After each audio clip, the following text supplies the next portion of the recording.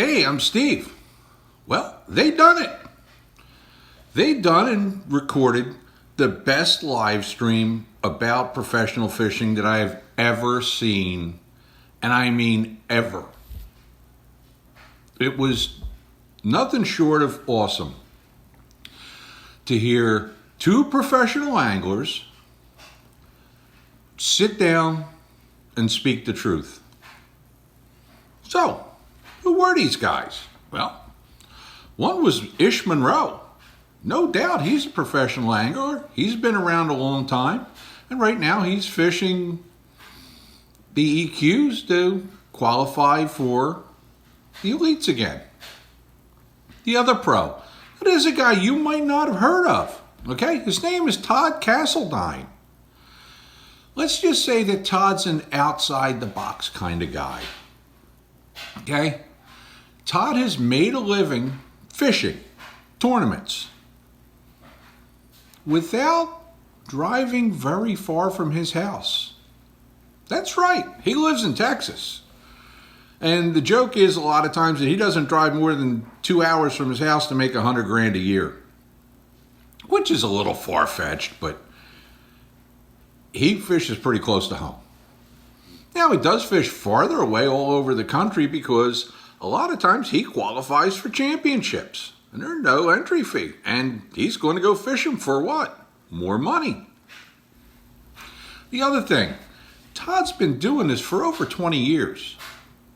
And for those of you that don't know, he also does consulting work for Strike King / Lose.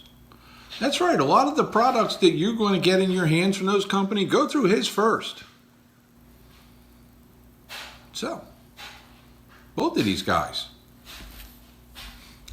they talked about live scoping and the unintended consequences of live scoping.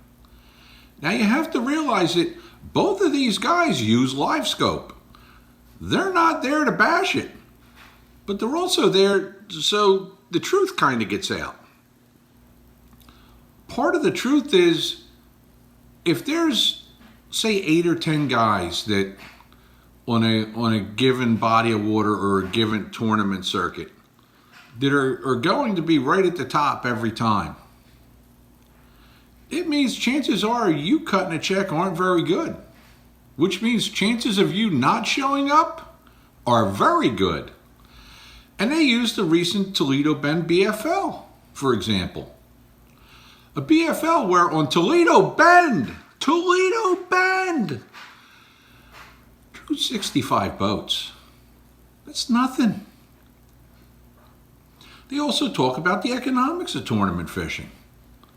How you just can't afford, as a, quote, professional fisherman or somebody that's trying to actually make money in tournament fishing, show up at a tournament that's going to pay $3,000, and they say that, yeah, $3,000 is not a chump change. The problem is if you don't win, you're going to be negative. They get around to a lot of other subjects, including fishing without ego. That's right.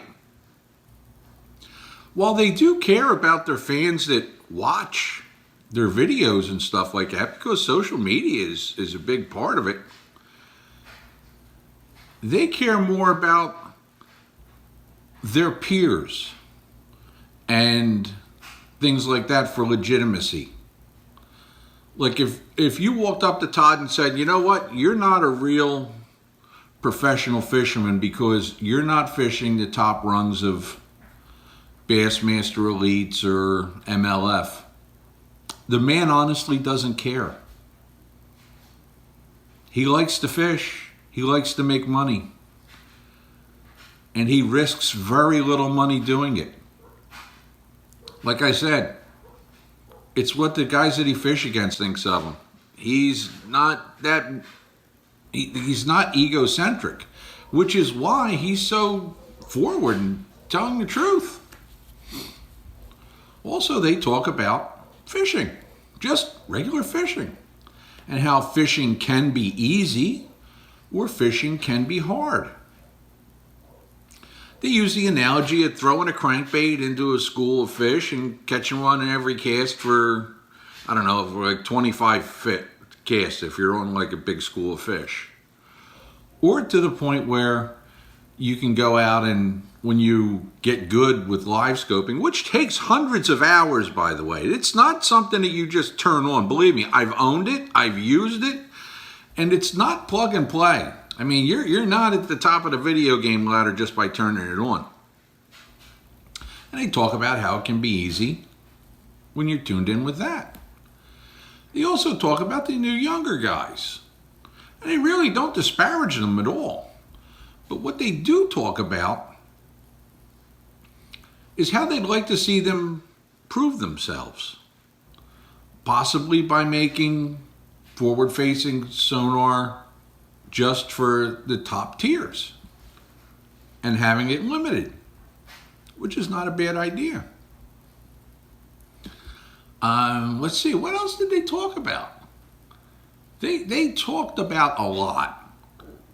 They talked about tons. And I got to tell you, it was the very best live stream I've ever seen by two guys that I consider to be professional anglers and insiders in the industry ever. And you should definitely watch it if you get a chance. Hey, till next time, I'm Steve.